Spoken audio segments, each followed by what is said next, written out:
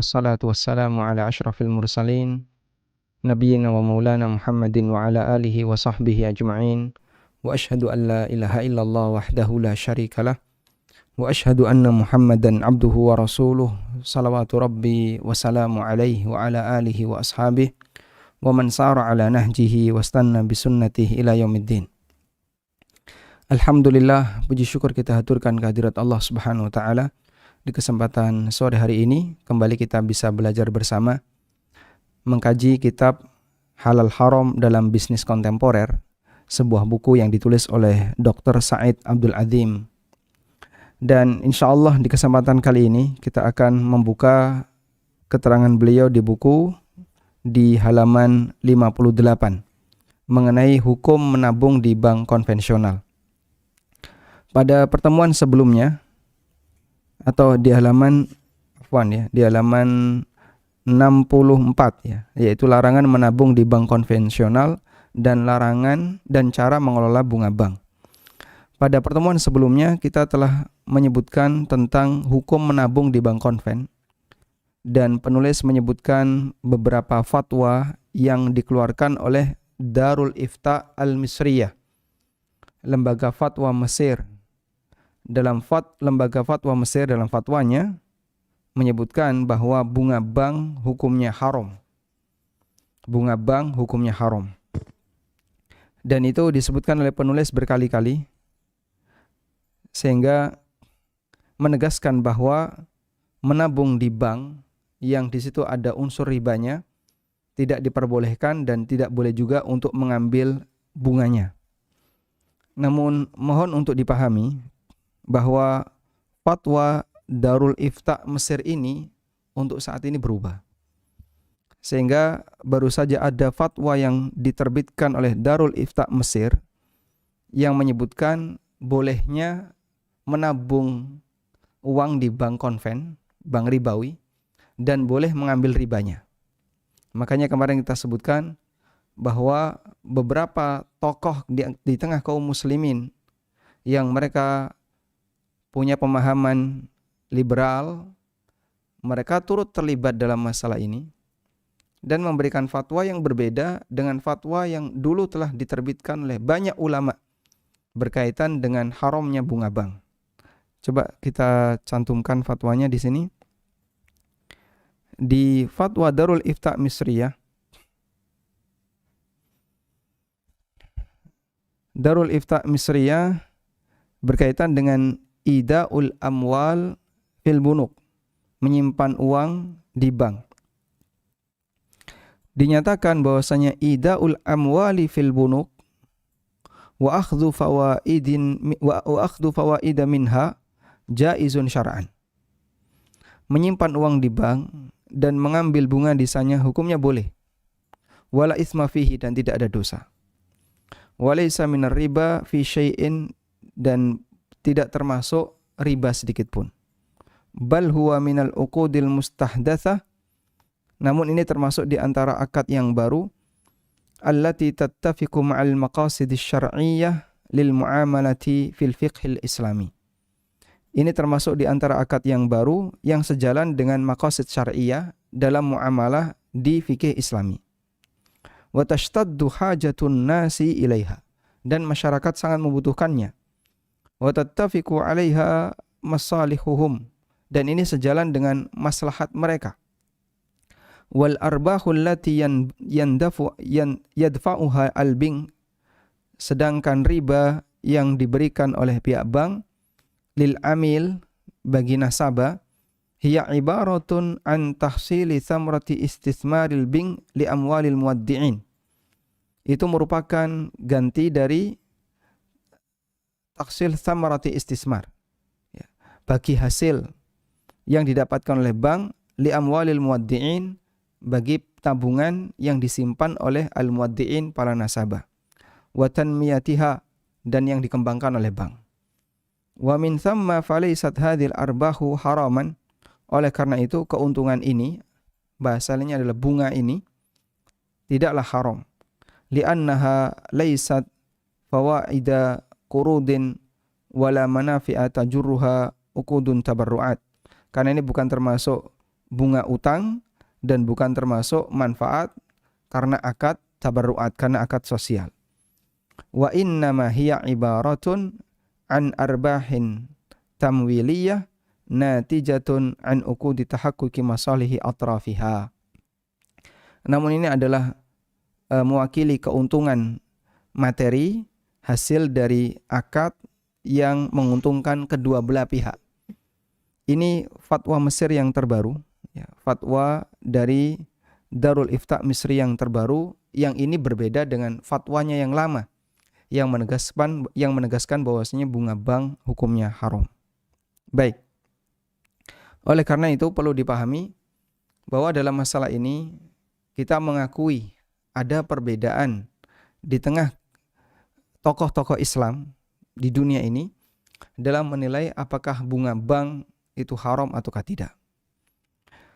Namun yang perlu kita pahami bahwasanya setiap sikap kita dalam mengambil pendapat nantinya akan dipertanggungjawabkan di akhirat. Dan dari pendekatan yang disampaikan oleh fatwa yang disebutkan oleh Darul Ifta Misriyah, kita lebih meyakini bahwa yang lebih sesuai kebenaran adalah fatwa yang pertama. Fatwa Darul Ifta Al-Misriyah yang pertama yang menyebutkan bahwa bunga bank hukumnya haram. Dan itu merupakan fatwa yang dikeluarkan di zaman Syekh Jadul Haq ketika beliau masih menjadi Syekhul Azhar. Tayyib, sekarang kita akan baca berkaitan dengan larangan menabung di bank konven. Terdapat fatwa dari Lajnah Daimah Saudi, tidak boleh menabung di bank konven. Bagi Anda yang memiliki bukunya bisa dibuka di halaman 64.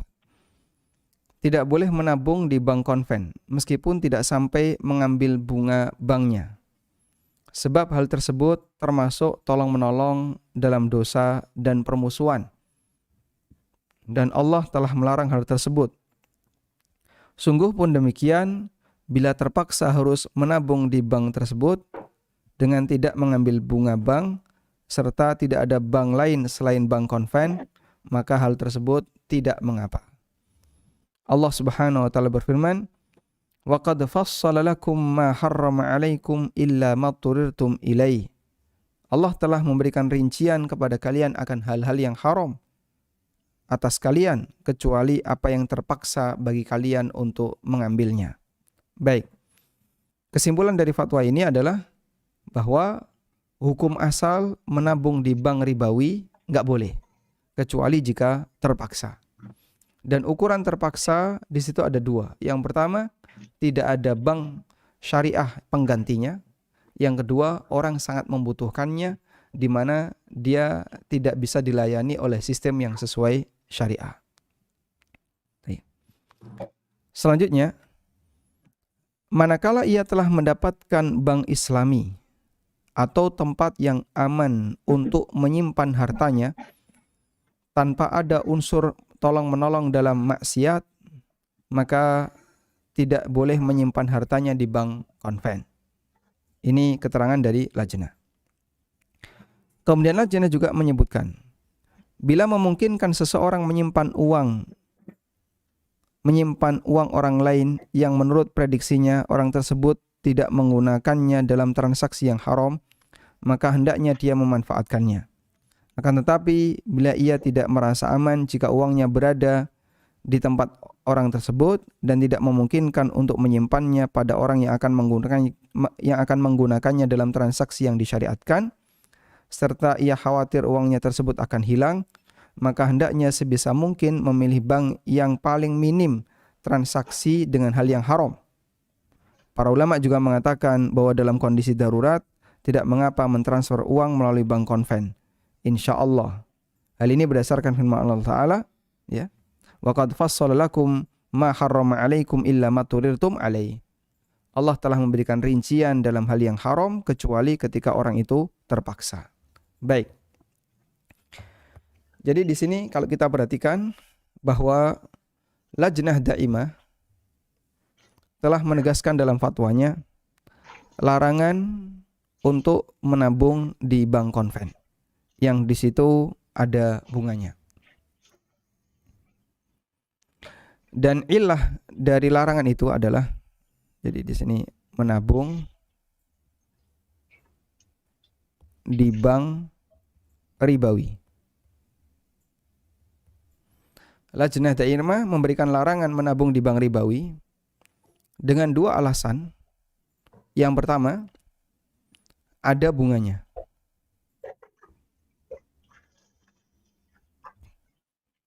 Dan pada pertemuan sebelumnya kita telah membaca fatwa dari Darul Ifta Misriyah yang dulu, fatwa awal bahwa bunga bank ini hukumnya haram.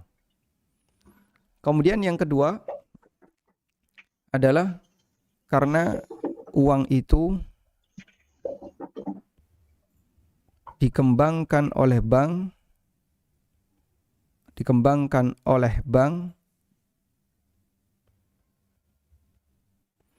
untuk utang ribawi, untuk kegiatan utang ribawi, di mana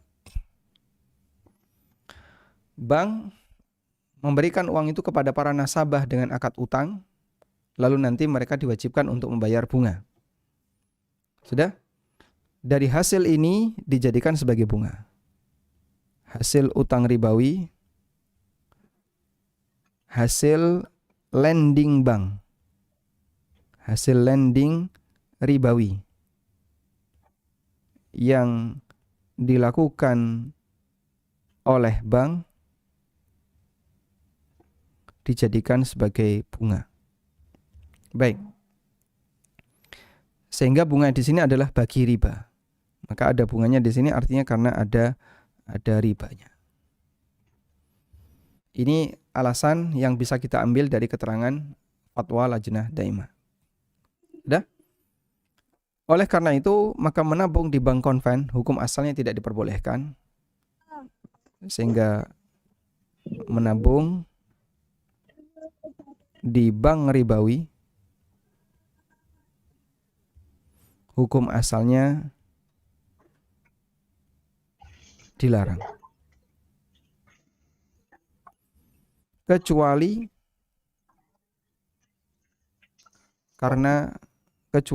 karena terpaksa. Dan ukuran terpaksa, satu, sangat dibutuhkan. Karena yang dimaksud dengan terpaksa itu tidak harus dalam posisi mengancam nyawa atau bisa merusak fisik seorang hamba. Termasuk ketika hajah itu sangat dibutuhkan, maka bisa masuk dalam kategori darurat. Karena itu ada sebuah kaidah yang menyebutkan ada al-hajah tunzalu manzilata ad-darurah. Ada sebuah hajat, ada sebuah kebutuhan, tapi dia disejajarkan sebagaimana kedudukan darurat. Kebutuhan manusia itu bertingkat. Kebutuhan manusia itu bertingkat. Ada kebutuhan yang paling vital, disebut dengan kebutuhan daruriyat. Ini disebut dengan kebutuhan vital.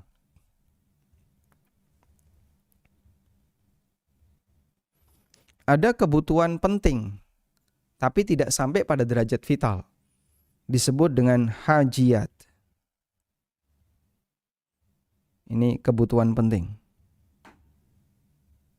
Meskipun tidak sampai pada derajat vital. Dan ada kebutuhan yang sifatnya pelengkap. Sehingga kalaupun tidak ada, tidak mempengaruhi hidup seseorang. Disebut dengan tahsiniyat. Tapi kalau kebutuhan pelengkap ini ada, akan membuat hidup seseorang jadi semakin lengkap.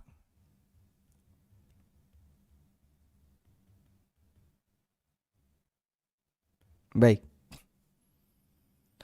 Dalam kaidah syariat, ini kita kasih tingkatan 1, 2, 3. Dalam kaidah syariat, haram menjadi boleh jika karena alasan satu. Haram jadi boleh jika karena alasan darurat. Kita punya kaidah ad-daruratu tubihul mahzurat. Kondisi darurat itu bisa membolehkan hal yang dilarang. Sehingga haram bisa menjadi boleh jika karena alasan nomor satu, yaitu alasan darurat. Sudah? Makruh bisa menjadi boleh jika karena alasan nomor dua, yaitu alasan hajiyat. Maka sesuatu yang pada asalnya makruh tidak boleh untuk dikonsumsi, tapi ketika orang sangat butuh, terkadang diperbolehkan. Nah, terkadang nomor dua bisa berubah jadi nomor satu. Urusan hajiyat, urusan yang sifatnya kebutuhan penting, bisa naik jadi kebutuhan vital. Bisa naik jadi daruriyat. Urusan hajiyat terkadang bisa naik jadi daruriyat. Ketika kebutuhan itu dibutuhkan oleh hampir seluruh masyarakat. Ya. Ketika bersifat menyeluruh, bersifat mutaradah, yaitu menyeluruh di masyarakat.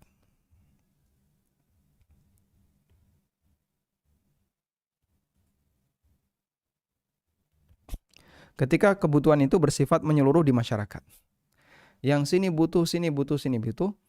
Sehingga kalau ini tidak dipenuhi, orang akan mengalami banyak kesulitan. Di saat itulah kondisi hajiyat berubah jadi daruriyat. Sehingga ada kaidah tadi ya, al-hajah tunzalu manzilatad darurah. Ada hajah, kebutuhan, tapi dia disejajarkan sebagaimana darurat. Oleh karena itu, ini bisa dijadikan sebagai alasan yang membolehkan hal yang haram. Ini dijadikan sebagai alasan yang membolehkan hal yang haram. Sehingga ketika bunga bank tadi dinilai haram, atau menabung di bank konven tadi dinilai haram, kemudian lajnah memberikan pengecualian, kecuali karena terpaksa. Dan di antara ukuran terpaksa adalah sangat dibutuhkan.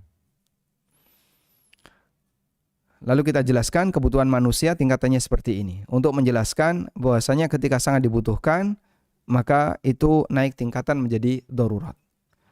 Lalu pertimbangan yang kedua dari lajnah daimah adalah tidak ada bank syariah yang bisa menggantikannya.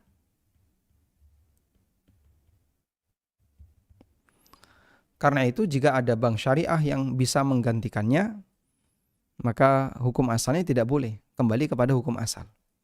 Dan dia harus beralih kepada bank syariah yang sudah menyediakan layanan penggantinya. Baik, berdasarkan hal ini, jika di sini ada pilihan ya, ada bank konven yang merupakan bank ribawi, dan ada bank syariah. Ada bank konven dan ada bank syariah. Di sini menyediakan misalnya 20 fitur. Bank syariah cuman punya 15 fitur. Dia kurang 5 fitur yang tidak dimiliki oleh bank syariah, tapi dimiliki oleh bank konven. Posisi 5 fitur ini Anda butuhkan. Misalnya ada orang yang suka transaksi di luar negeri atau transaksi ekspor impor. Dan di transaksi ekspor impor itu ada di 20 fitur ini. Tapi tidak ada di sini. Itu bisa dijadikan sebagai alasan orang boleh menggunakan posisi bank konven karena tidak ada di sini. Orang menggunakan bank konven karena tidak ada di syariah. Sebab itu bagian dari kebutuhan. Tapi bagi siapa yang nggak butuh 5 fitur ini, ya hukum asalnya tidak boleh. Sehingga keberadaan 5 fitur ini, 5 fitur ada di bank konven. Sudah? Nah, posisi 5 fitur yang ada di bank konven ini, siapa yang butuh boleh. Tapi siapa yang tidak butuh, ya kembali kepada hukum asal, tidak boleh. Sehingga bisa jadi hukumnya berbeda antara satu orang dengan orang yang lain. Si A kenapa difatwakan boleh, si B kenapa tidak boleh? Karena si A butuh, si B nggak butuh. Sehingga di posisi ini, ketika ada fitur yang disediakan oleh bank konven, yang itu tidak ada di bank syariah, tapi posisi si B tidak membutuhkan 5 fitur kelebihannya itu, maka dalam posisi ini si B hanya boleh membatasi di bank syariah, tapi dia tidak boleh menggunakan bank konven. Namun jika si B di posisi saya butuh 5 fitur itu, saya butuh transaksi di luar negeri, saya butuh transaksi ini, dan jaringan konven lebih luas daripada yang syariah, fitur itu tidak ada di syariah, maka tidak masalah jika dia menggunakan bank konven sesuai dengan kebutuhannya. Baik, bisa dipahami insya Allah. Kemarin ada salah satu orang yang WA, tapi udah lama ini ya. Orang WA bertanya, pada saat banyak sekali orang yang anti kartu kredit dan mengkampanyekan kalau bisa kartu kredit itu digunting, jangan dipertahankan. Lalu ada salah satu pembela kartu kredit, dia bilang gini, kalau kita sangat butuh, sementara tidak ada cara lain kecuali dengan kartu kredit, apakah kemudian itu dilarang? Terus dia ngasih contoh, coba saya buktikan ya. Dia buka Amazon.com, dia buka marketplace Amazon.com, sudah. Lalu dia ngambil salah satu produk di situ, klik produk itu.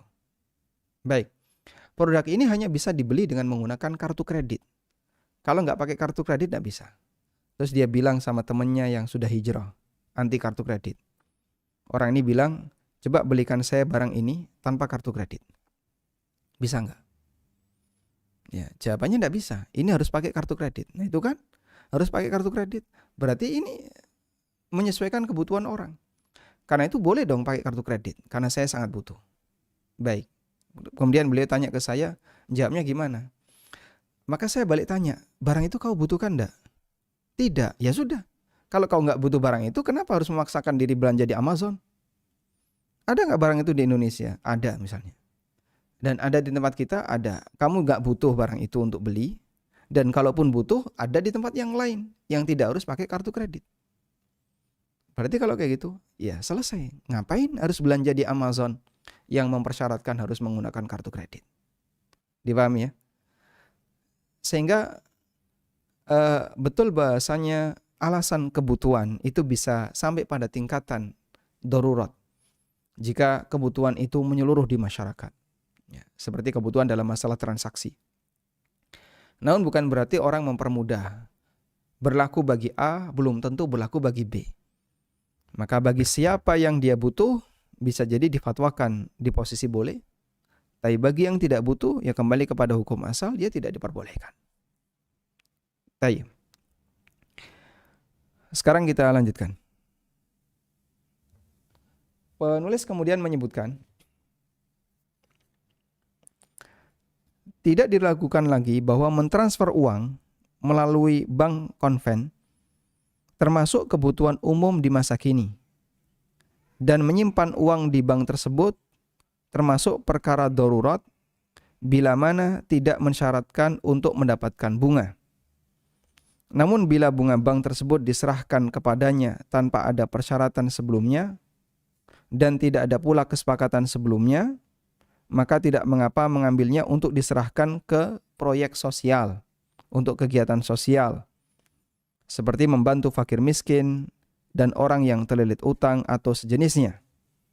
bukan untuk dia miliki sendiri atau dimanfaatkan. Harta tersebut hukumnya seperti harta yang apabila dibiarkan akan menimbulkan madarat bagi muslimin. Di sisi lain, harta tersebut termasuk penghasilan yang tidak diperbolehkan. Maka menggunakannya untuk kepentingan kaum muslimin itu lebih baik daripada membiarkannya dipergunakan oleh orang kafir untuk membantu mereka dalam melanggar larangan Allah.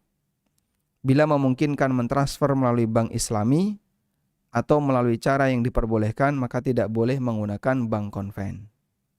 Demikian pula tentang masalah menabung. Bila memungkinkan menabung di bank Islami atau digunakan untuk bisnis yang Islami, maka tidak boleh menyimpannya di bank konven karena unsur darurat telah sirna, unsur daruratnya telah tidak ada. Baik. Jadi berikutnya kita berbicara tentang masalah penggunaan bank konven. Bahwa manfaat bank, manfaat menabung di bank.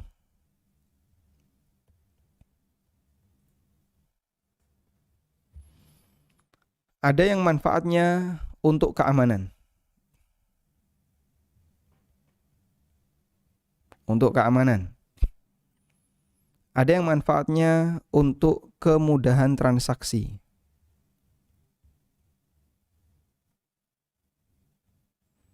Ada yang untuk keamanan, ada yang untuk kemudahan transaksi. Ya. Pertimbangan dari Lajnah Daimah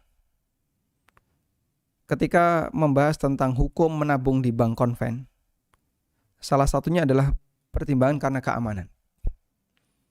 Apabila kita meletakkan uang kita di tempat orang lain, sementara kita tidak merasa aman darinya, maka diperbolehkan untuk meletakkan uang di tempat yang lebih aman. Nah, jika ternyata posisi meletakkan uang di tempat yang lebih aman itu hanya ada pada bank yang konven, maka itu bisa jadi alasan diperbolehkannya menabung di bank konven. Jadi di sini untuk alasan keamanan, ini termasuk alasan darurat,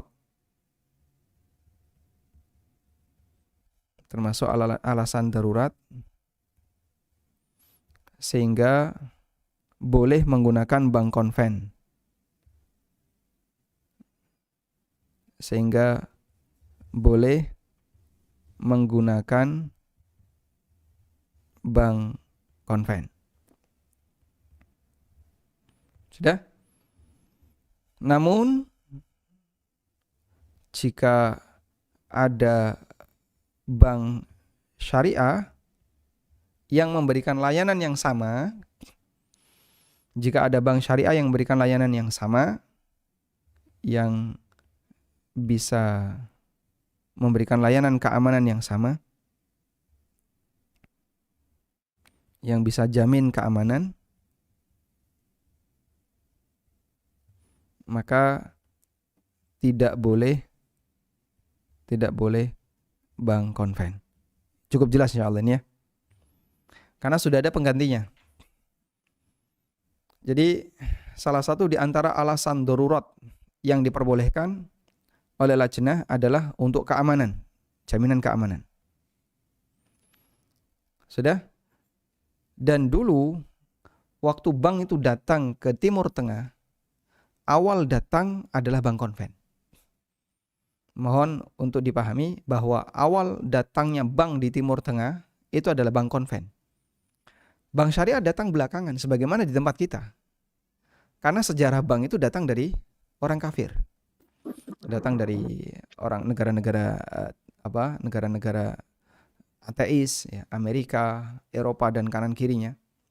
Kemudian ketika datang ke negara Islam, yang pertama kali adalah bank konven. Dengan sistem perbankan yang sudah ada ketika itu. Awalnya adalah bank konven. Sudah? Sementara bank syariah muncul belakangan. Sebagaimana di tempat kita. Maka fatwa itu ketika terbit. Fatwa itu ketika terbit, bisa jadi belum ada bank syariah. Tapi Lajnah menyampaikan kalau nanti akan ada bank syariah, maka tidak diperbolehkan untuk tetap bertahan di bank konven. Harus berpindah ke syariah. Pertimbangan yang kedua adalah untuk kemudahan transaksi. Nah, ini kembali kepada pertimbangan yang tadi kita sampaikan. Jika ternyata fiturnya tidak ada di bank syariah, maka boleh menggunakan bank konven. Jika fitur tidak tersedia di bank Islami, di bank syariah, baru ini jadikan sebagai alasan boleh di bank konven. Baik. Ini berkaitan dengan mempertimbangkan sisi manfaat menabung di bank konven, yang itu bisa dijadikan sebagai bahan pertimbangan apakah boleh ataukah tidak. Sudah? Nah, selanjutnya kita beralih kepada pembahasan masalah keberadaan bunga bank. Ya. Keberadaan bunga bank. Jika menabung di bank konven, jika menabung di bank konven dengan alasan darurat, dengan alasan sangat butuh, atau darurat, maka apa yang harus dilakukan?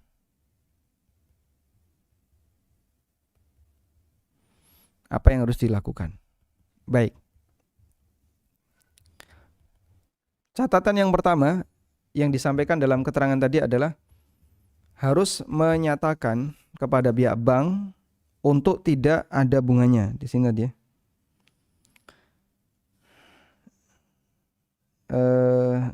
Bila mana tidak mensyaratkan untuk mendapatkan bunga. Di sini dinyatakan dan menyimpan uang di bank konven tersebut termasuk perkara darurat bila tidak mensyaratkan untuk mendapatkan bunga. Sehingga di sini apa yang harus dilakukan? Yang pertama, nasabah minta agar bunga dinolkan. Nggak ada bunga. Nasabah harus minta agar bunganya dinolkan. Sudah? Sehingga ini mewakili pernyataan dia bahwa dia tidak akan menerima bunga itu. Tidak akan bersedia terhadap bunga itu. Baik. Jika pihak bank tidak bersedia, sehingga tetap dikasih bunga, tetap diberi bunga. Nah, kemudian di sini muncul pertanyaan, bagaimana nasib bunga itu?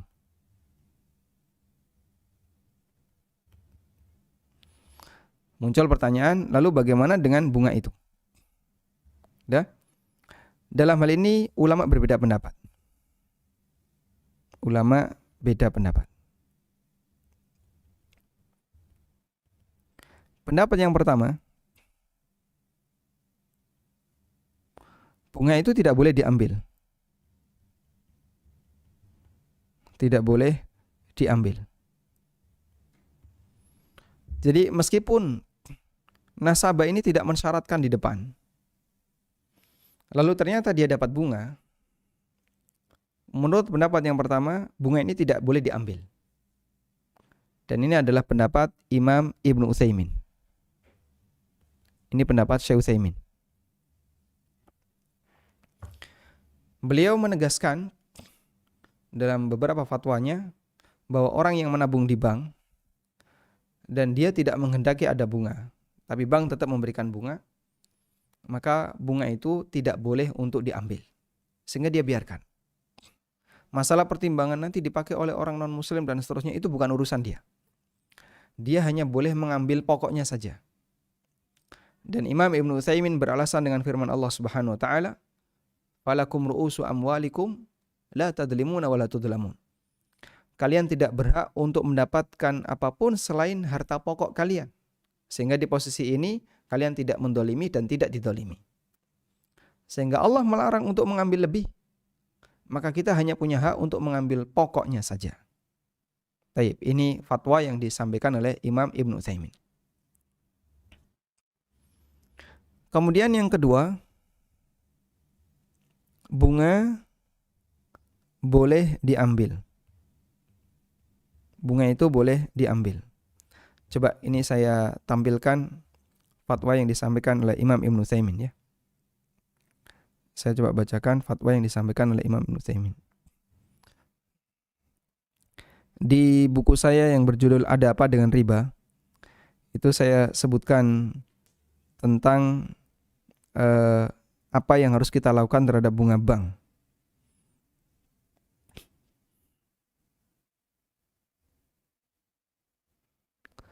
Di halaman 229.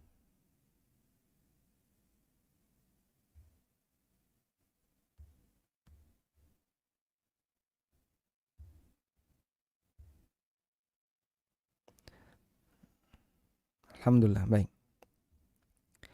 Di halaman 229.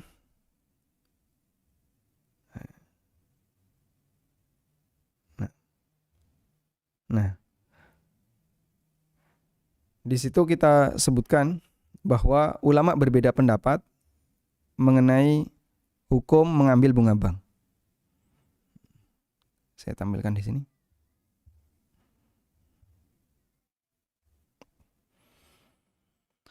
Hukum mengambil bunga bank. Ulama sepakat bahwa bunga bank sejatinya adalah riba. Dan saya mengatakan sepakat ini ya berdasarkan tadi ya, fatwa dari banyak ulama Mesir yang mengumpulkan dari berbagai negara. Kemudian Al-Bukhuth Al-Islami mengumpulkan fatwa dari banyak ulama dari berbagai negara. Dan mereka telah melakukan konsensus bahwa bunga bank hukumnya riba. Saya kira itu sudah mewakili.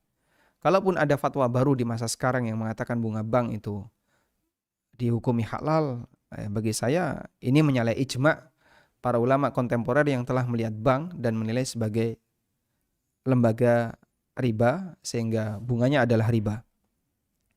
Hanya saja ulama beda pendapat tentang hukum mengambil bunga tabungan di bank untuk kemudian disalurkan untuk kegiatan sosial. Pendapat pertama, wajib ditinggal dan sama sekali tidak boleh diambil. Dan ini merupakan pendapat Muhammad bin Shalih Al-Utsaimin. Beliau beralasan firman Allah Subhanahu wa taala, "Ya ayyuhalladzina amanu taqullaha wa dharu ma baqiya minar riba." Wahai orang yang beriman, bertakwalah kepada Allah dan tinggalkan sisa riba. Juga sabda Nabi sallallahu alaihi wasallam, kullu ribal jahiliyah maudhu. Semua riba jahiliyah itu dibatalkan. Hadis riwayat Muslim. Dan ada beberapa alasan yang lain seperti tidak boleh alasan istihsan. Istihsan itu menilai baik dengan pertimbangan perasaan.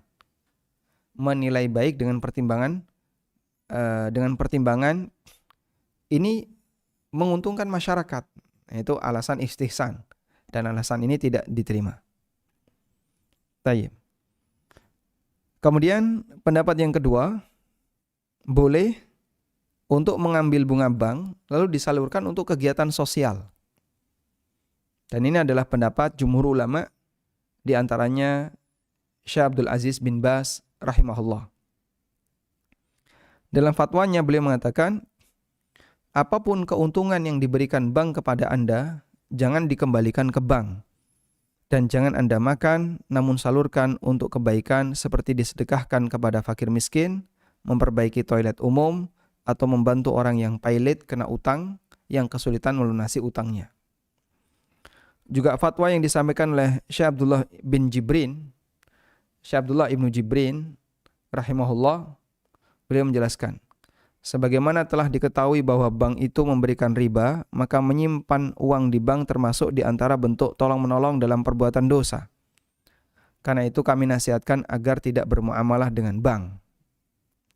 Akan tetapi jika orang terdesak untuk melakukan hal itu, sementara dia tidak menjumpai bank atau lembaga keuangan Islami, maka tidak mengapa menyimpan uang di sana dan boleh mengambil keuntungannya yang diberikan oleh bank semacam bunga, namun jangan dimasukkan dan disimpan sebagai hartanya, akan tetapi disalurkan untuk kegiatan sosial. Baik. Seperti diberikan kepada fakir miskin, mujahid, dan semacamnya. Tindakan ini lebih baik daripada meninggalkan bunga itu di bank yang nantinya akan dimanfaatkan untuk membangun gereja, menyokong misi kekafiran, menghalangi dakwah Islam, dan seterusnya. Dan perlu dipahami, bank yang datang di negeri Timur Tengah ini dulunya adalah bank konven dari negeri non-muslim. Bank yang datang di Timur Tengah dulunya adalah bank konven yang datang dari negeri non-muslim. Maka saat mereka memfatwakan keberadaan bunga itu dikaitkan dengan misi kristenisasi dan seterusnya. Wallahu alam. Selain dua ulama di atas, ini juga menjadi keputusan Majma' Fikih Islami dalam konferensi fikih yang diadakan di India tahun 1410 Hijriah, berarti 30 tahun yang lalu. 34 tahun yang lalu, tentang bunga bank dan muamalah ribawi. Setelah melakukan diskusi dan seterusnya, kemudian para peserta konferensi sepakat dalam satu kata bahwa bunga bank adalah riba. Dan ini Majma' Fikih Al-Islami, yang itu diwakili oleh banyak ulama dari berbagai negara. Akan tetapi, bolehkah mengambil uang riba dari bank? Jika boleh mengambilnya, harus kemana disalurkan? Konferensi memutuskan bahwa bunga bank tidak ditinggalkan di bank, akan tapi diambil dan disalurkan ke berbagai tempat berikut. Nah, kemudian disebutkan ada 3 ya, diberikan ke fakir miskin, tapi tidak diniatkan dalam rangka dapat pahala, sehingga niatnya adalah untuk at-takhallus min malil haram, membersihkan diri dari harta haram. Yang kedua, tidak boleh memberikan bunga bank untuk masjid dan kegiatannya. Jadi fatwa Majma' Fikih Al-Islami melarang bunga bank digunakan untuk masjid. Kemudian yang ketiga, mayoritas peserta konferensi berpendapat bunga bank boleh disalurkan untuk kegiatan sosial termasuk lembaga amil zakat. Sementara peserta lainnya berpendapat semua bunga bank diberikan ke fakir miskin, bukan yang lainnya. Sehingga kalau untuk amil zakat nanti digunakan untuk kegiatan sosial seperti untuk pendidikan, untuk rumah sakit dan seterusnya. Wallahu ta'ala alam. Baik, semoga bisa dipahami berkaitan dengan masalah penggunaan bunga bank. Sehingga di sini kita bisa mengambil kesimpulan. Ya. Yang pertama, kita ambil kesimpulan ya. Bagaimana nasib bunga itu? 1. Jika untuk dimiliki pribadi, maka kita nyatakan dilarang. Hukumnya dilarang. Yang kedua, jika untuk disalurkan untuk kegiatan sosial. Jika disalurkan untuk kegiatan sosial, maka dalam ini ulama berbeda pendapat. Dalam hal ini ulama beda pendapat apabila disalurkan untuk kegiatan sosial. Ada khilaf di antara para ulama dalam masalah ini. Dan tadi sudah kita sebutkan, ada yang mengatakan tidak boleh diambil dan ada yang mengatakan boleh, dan ini pendapat jumhur ulama kontemporer. Kita bisa melihat kalau itu adalah pendapat jumhur. Pertama, ini pendapat beberapa lembaga fikih internasional seperti Lajnah Daimah dan pendapat Majma' Fikih Al-Islami. Wallahu alam. Selanjutnya, kita akan berbicara tentang penyaluran bunga bank. Tentang penyaluran bunga bank.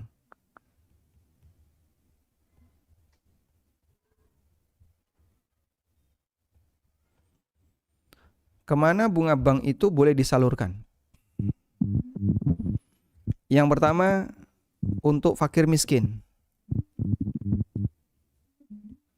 Diberikan kepada fakir miskin. Ini hukumnya boleh mutlak. Artinya mau dipakai untuk beli makanan, beli pakaian, atau kebutuhan apapun boleh. Dan ini adalah sepakat ulama yang menyarankan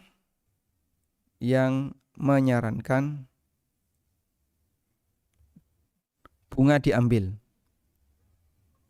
Kalau Syekh Utsaimin kan tidak menyarankan bunga diambil ya.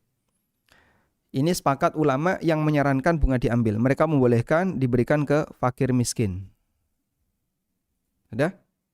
Yang kedua, untuk kegiatan sosial.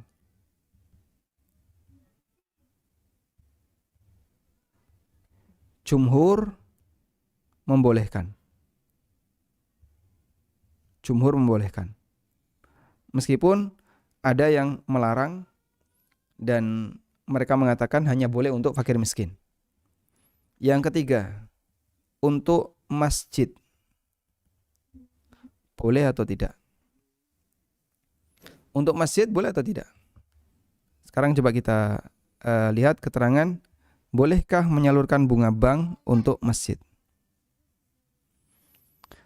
Ulama berbeda pendapat mengenai hukum menyalurkan bunga bank untuk masjid. Ada yang mengatakan boleh dan ada yang mengatakan dilarang. Saya cantumkan. Menyalurkan bunga bank untuk masjid.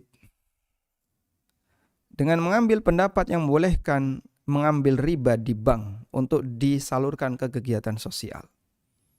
Bolehkah digunakan untuk sosial keagamaan seperti bangun masjid, pesantren atau kegiatan dakwah yang lainnya? Ulama berbeda pendapat dalam masalah ini. Pendapat yang pertama, tidak boleh menggunakan uang riba untuk kegiatan keagamaan. Uang riba hanya boleh disalurkan untuk fasilitas umum atau diberikan kepada fakir miskin. Pendapat ini yang dipilih oleh Lajnah Daimah. Kemudian juga fatwa yang disampaikan oleh Syekh bin Baz. Dalam fatwa nomor sekian, Syekh bin Baz menjelaskan haramnya bunga bank. Kemudian beliau menyebutkan disalurkan untuk proyek yang bermanfaat bagi kaum muslimin seperti membangun jalan, madrasah diberikan kepada fakir miskin. Adapun untuk masjid jangan dibangun dari harta riba. Demikian pula yang difatwakan oleh ulama besar dari Yaman, Syekh Muqbil bin Hadi Al-Wadi'i. Beliau melarang menggunakan riba untuk bangun masjid. Dalam salah satu rekaman tanya jawab yang disebarkan melalui situs muqbil.net, di menit kedua beliau ditanya tentang hukum menggunakan bunga bank untuk bangun masjid. Setelah menjelaskan dalil yang menyebutkan ancaman keras bagi pemakan riba, apakah bunga itu diambil dari bank ataukah dan boleh digunakan untuk masjid, beliau mengatakan tidak boleh. Karena ketika Anda mengambil dan beramal dengannya, Anda tidak tahu apakah amal Anda ada diterima ataukah tidak. Sementara Allah berfirman, innama yataqabbalullahu minal muttaqin. Allah hanya menerima amal dari orang yang bertakwa. Dan pendapat ini juga yang difatwakan oleh DPS, Dewan Pengawas Syariah Baitut Tamwil di Kuwait. Dalam fatwanya dinyatakan wajib untuk tidak membiarkan riba di bank-bank asing karena ini bisa digunakan untuk menyerang Islam atau kaum muslimin. Dan harta adalah sebab kekuatan musuh. Sebaiknya harta riba ini diambil dan disalurkan untuk kemaslahatan umum, hanya saja tidak termasuk mendirikan masjid. Karena mendirikan masjid harus bersumber dari harta yang suci. Taib.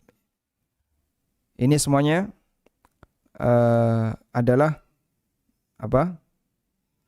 fatwa yang dikumpulkan, yang disampaikan oleh para ulama berkaitan dengan masalah penggunaan bunga bank untuk masjid. Selanjutnya pendapat yang kedua, boleh menggunakan bunga bank untuk kegiatan keagamaan, termasuk bangun masjid, karena bunga bank bisa dimanfaatkan oleh semua masyarakat. Jika boleh digunakan untuk kepentingan umum, maka boleh digunakan untuk kepentingan agama. Dan di antara yang berpendapat demikian adalah Syekh Dr. Abdullah Al-Jibrin. Dalam fatwanya beliau menyebutkan, menurut saya lebih baik diambil bunga itu dari bank dan disalurkan untuk amal kebaikan dan kegiatan sosial seperti membangun masjid atau sekolah-sekolah berbagai negara Islam yang membutuhkan daripada dimakan pegawai bank. Dan inti permasalahannya adalah hingga termasuk hadis Allah melaknat pemakan riba dan yang memberi makan orang lain dengan riba. Artinya jangan sampai dibiarkan di bank, diambil agar tidak dimakan oleh orang yang makan riba. Wallahu a'lam. Kesimpulannya, karena ada khilaf dalam masalah ini. Kalau Anda lebih mengambil pendapat yang mengatakan tidak boleh, maka bunga bank silahkan disalurkan untuk kegiatan sosial non keagamaan, dan itu merupakan pendapat jumhur. Dan kalau Anda mengambil pendapat yang membolehkan, maka boleh digunakan untuk masjid. Meskipun kami sarankan sebaiknya untuk masjid gunakan dana wakaf dari harta yang halal dan tidak menggunakan dana riba. Wallahu a'lam. Walhamdulillahirabbil alamin. Semoga bisa dipahami dengan baik, dan insyaallah untuk bab berikutnya,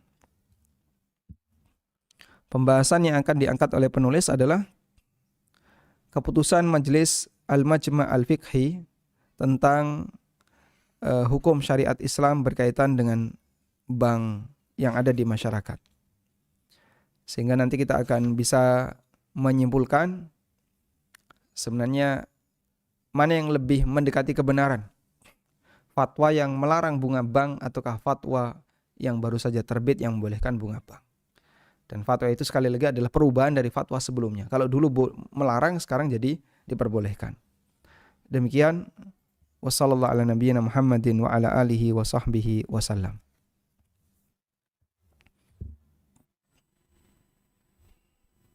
Bismillah. Insyaallah.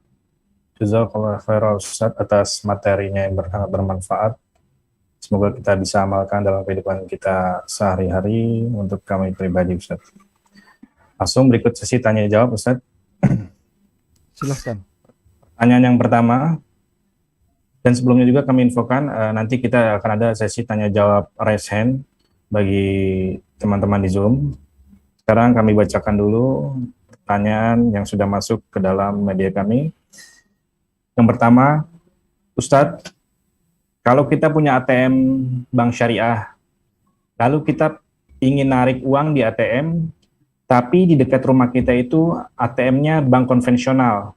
Namun ada ATM bank syariah tapi agak jauh sedikit. Bolehkah kita narik di ATM bank konvensional tersebut? Syukran Ustaz. Tayyib. Pemanfaatan bank hanya untuk lalu lintas uang tidak dilarang, karena sebatas menggunakan fasilitas yang mereka berikan. Dan ketika pihak bank meminta biaya administrasi, itu hak mereka. Sehingga saat Anda narik di beda bank, narik di ATM yang beda bank, Anda nanti akan kena biaya administrasi. Dan insya Allah tidak masalah, hukumnya diperbolehkan dalam hal ini. Dan kalaupun pihak bank konven harus meminta biaya administrasi, itu hak mereka karena sudah memberikan layanan bagi Anda ketika menarik uang, sehingga Anda bisa mendapatkan tarik tunai dengan cara yang lebih mudah. Wallahu a'lam. Barakallahu fiik Ustaz atas jawabannya. Pertanyaan yang kedua, apakah uang bagi hasil bank syariah mandiri halal atau haram? Dan bagaimana cara kelolanya jika uang itu haram, Ustaz? Baik. Saya pernah ditanya sama teman-teman ya, kalau bank syariah sekarang itu kira-kira posisinya bagaimana? Dan pertanyaan ini cukup banyak gitu ya. Pertanyaan ini cukup banyak. Jadi pembahasan kita terkait bank konven, apakah juga berlaku untuk bank syariah di tempat kita? Karena kalau bank syariah di Saudi mungkin akan berbeda dengan bank syariah di tempat kita ya. Saya tidak menyebutkan merek, tapi di sini saya lebih senang melihat dari sisi produk. Jadi kalau bank syariah sebenarnya ada dua posisi ya. Ada di posisi funding dan posisi lending. Untuk funding, beberapa produk yang disediakan ada yang tanpa bagi hasil. Tanpa bagi hasil. Ini yang sering disebut dengan produk wadiah. Meskipun aslinya itu bukan wadiah, tapi mereka menyebutnya produk wadiah. Dan ada produk dengan bagi hasil. Ada bagi hasil. Untuk yang kedua ini ada yang bentuknya deposito syariah.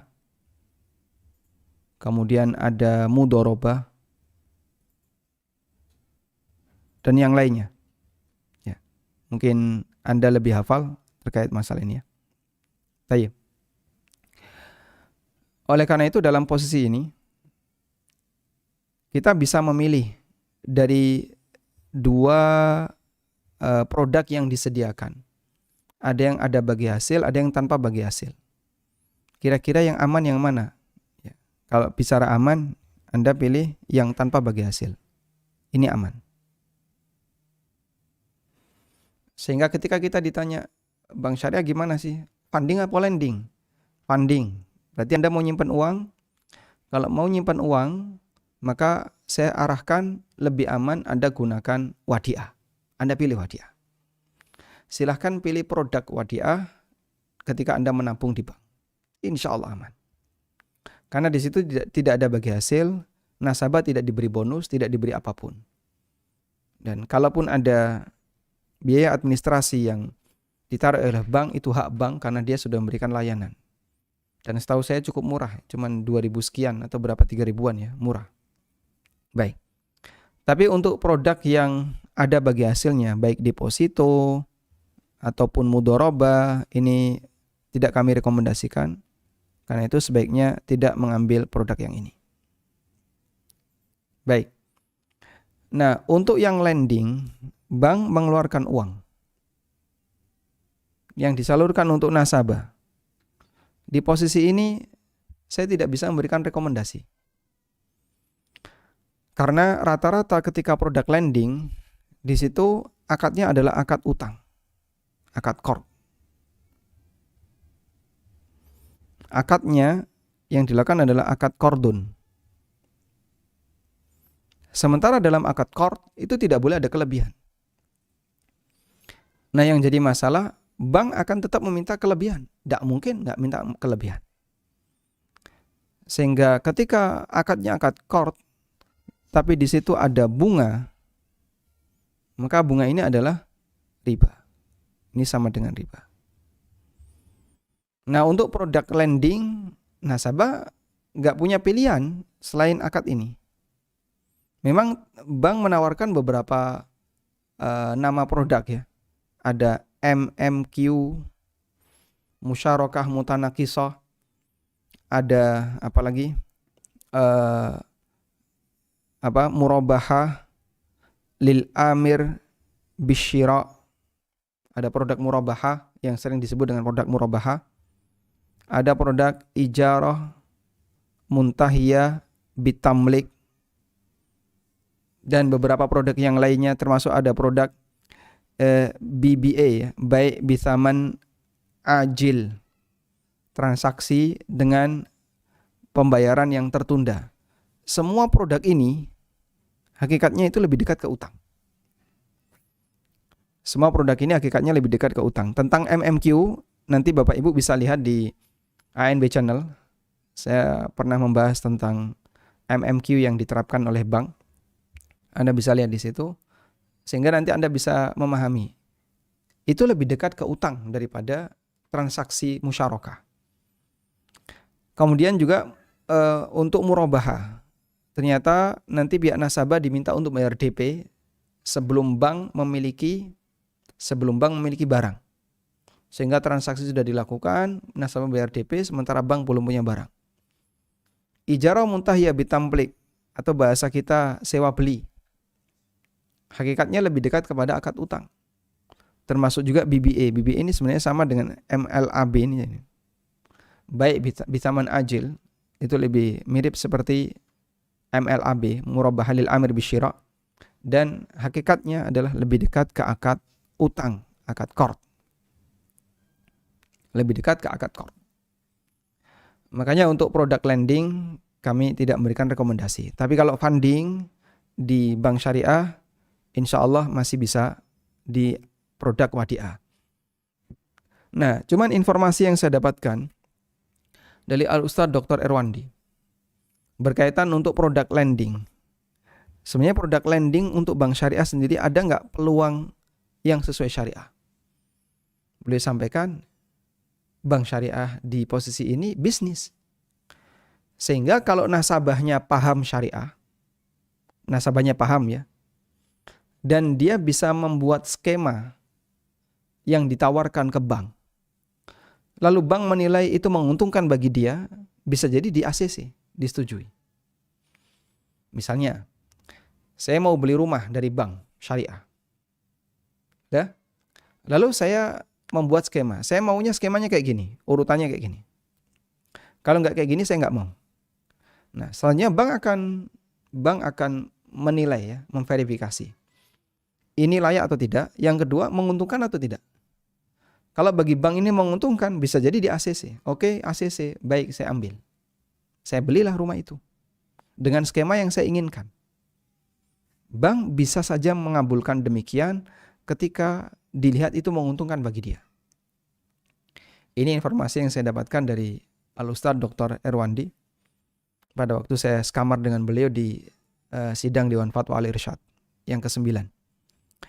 Sehingga kalaupun ternyata ada produk yang diterbitkan oleh bank, terkadang itu tergantung dari posisi nasabah sendiri. Kalau posisi nasabah nggak paham, di posisi nasabah nggak paham, nasabah tidak paham syariat, maka yang dia ikuti adalah SOP yang sudah dibuat oleh bank. SOP yang sudah dibuat oleh bank. Tapi kalau nasabah paham, nah dia bisa tawarkan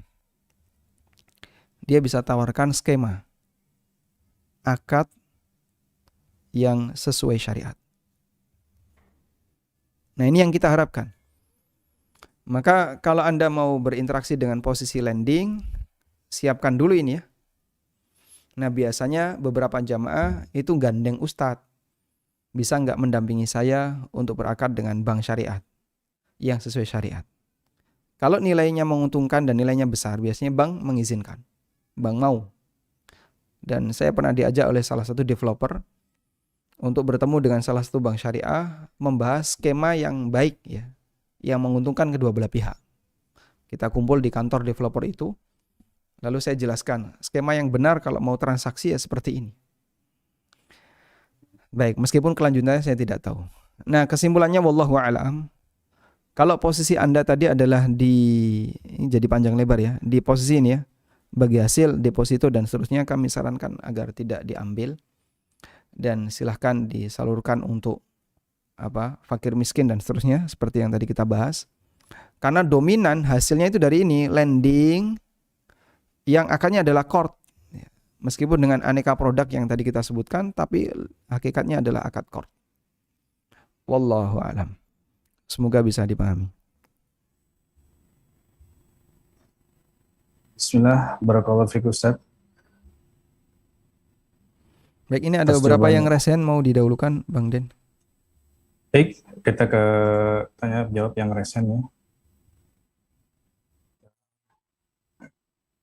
Untuk Ray ya, silakan dibuka.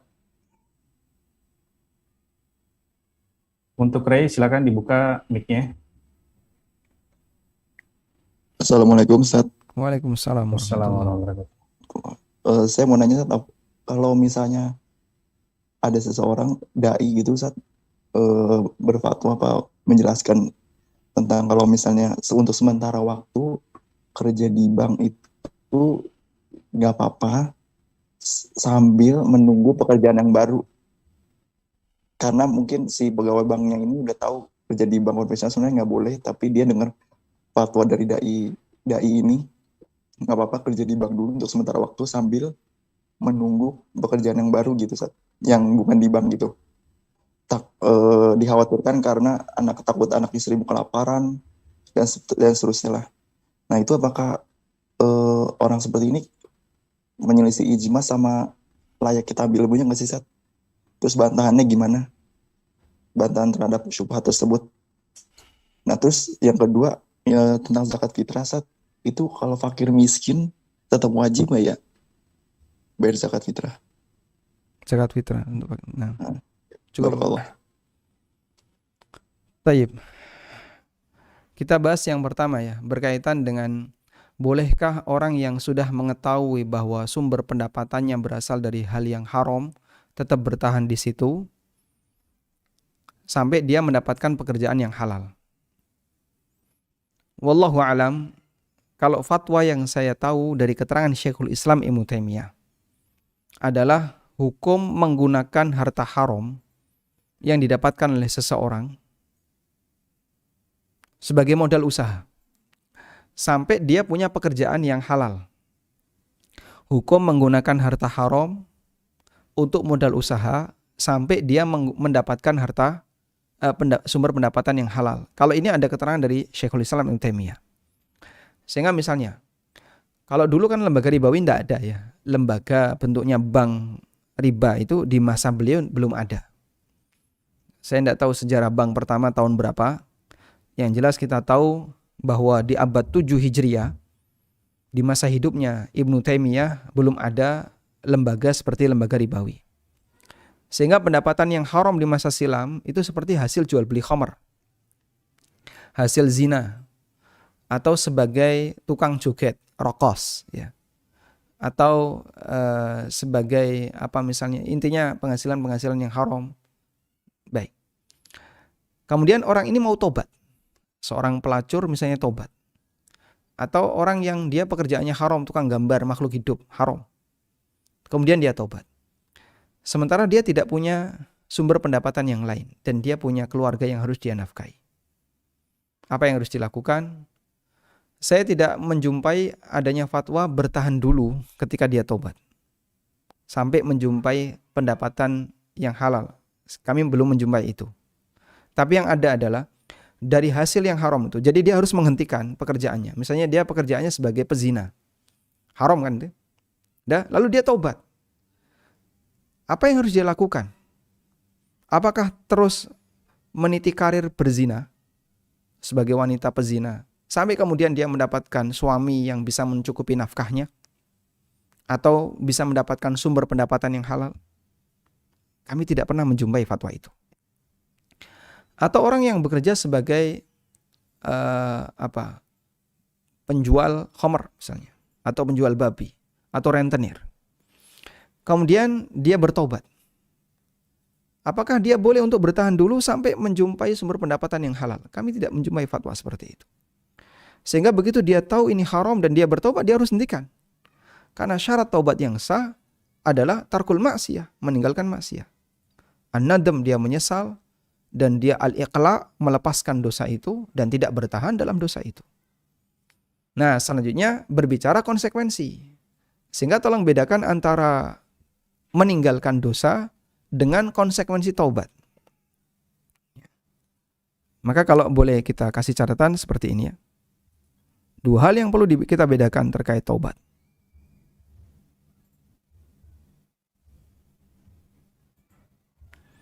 Jadi dalam masalah taubat itu ada yang meninggalkan dosa, dan yang kedua adalah konsekuensinya. Konsekuensi meninggalkan dosa.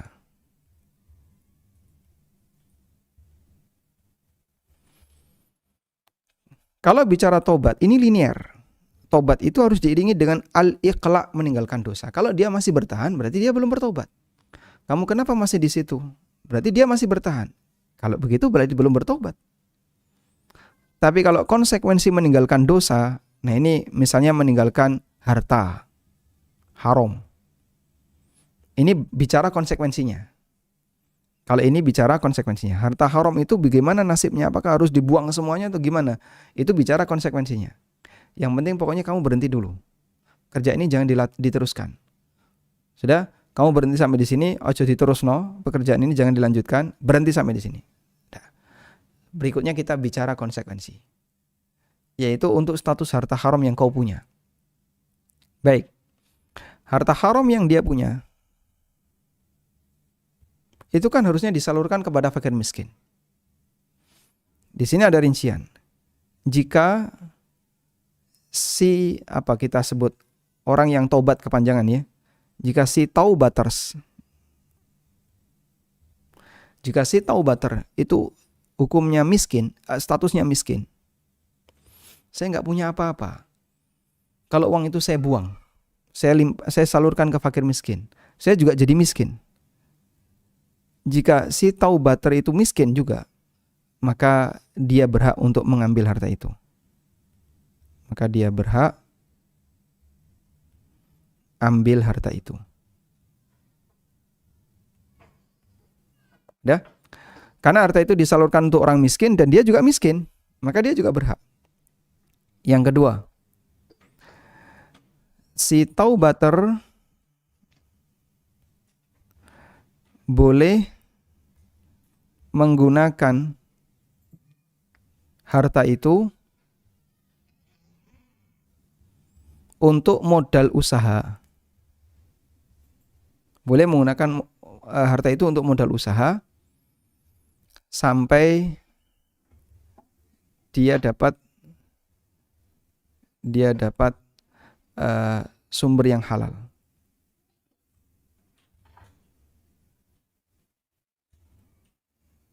Nah, kalau ini ada fatwa dari Ibnu Taimiyah.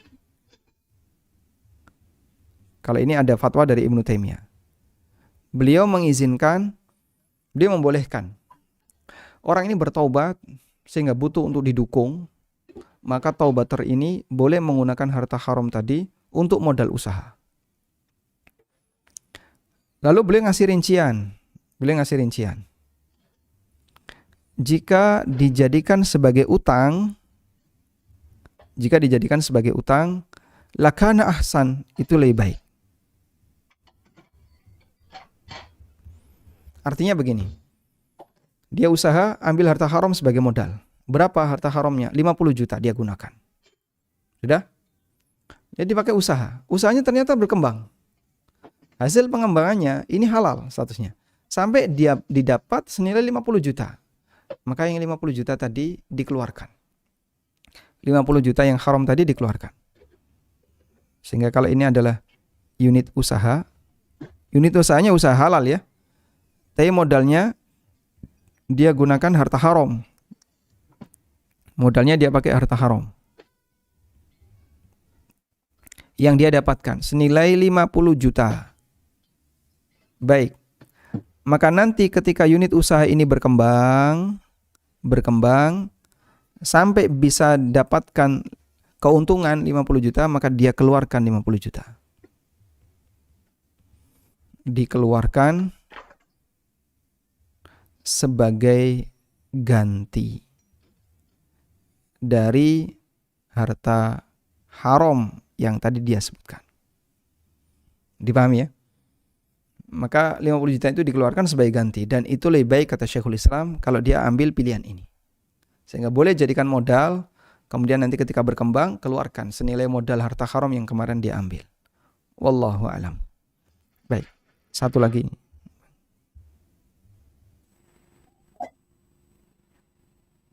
Baik Ustadz, mungkin ini pertanyaan terakhir Ustadz ya, karena sudah jam segini juga, mungkin ada teman-teman yang ingin buka puasa di hari ini. Jadi kami tutup juga dengan pertanyaan resen yang terakhir ya. Untuk Ummu Abdillah, kami mohon untuk dibuka mute-nya. Untuk Ummu Abdillah. Assalamualaikum warahmatullahi wabarakatuh. Waalaikumsalam warahmatullahi wabarakatuh. Afwan Ustadz, melenceng dari tema. Begini Ustadz, bagaimana hukumnya reseller itu dia harus daftar dengan menggunakan uang yang pertama, kemudian yang kedua itu ada yang reseller daftar dengan harus membeli produknya. Disyaratkan seperti itu bagaimana? Baik, cukup Bu? Kalau satu lagi boleh Ustadz? Kayaknya waktunya terbatas. Baik Ustadz. Baik, Syukran jazakallah khairah. barakallahu fiik. Jadi saya setelah ini ada kajian di tempat lain yang kurang lebih 15 menit ya dari tempat saya. Kajiannya setelah maghrib. Baik, bagaimana hukumnya ketika reseller diminta untuk membayar sesuatu agar dia bisa memasarkan produknya? Kalau Anda membaca buku saya yang berjudul Pengantar Fikih Jual Beli dan Harta Haram, itu di bagian akhir ada teori keseimbangan iwad dan muawad. Teori keseimbangan iwad dan muawad. Teori ini menjelaskan tentang sebuah kasus itu apakah masuk gharar atau tidak, ada unsur ghararnya atau tidak. Kalau ada ghararnya itu berarti atau tidak. Kalau ghararnya berarti, bernilai, maka itu menyebabkan transaksi tadi hukumnya dilarang. Iwad artinya apa yang kita bayarkan.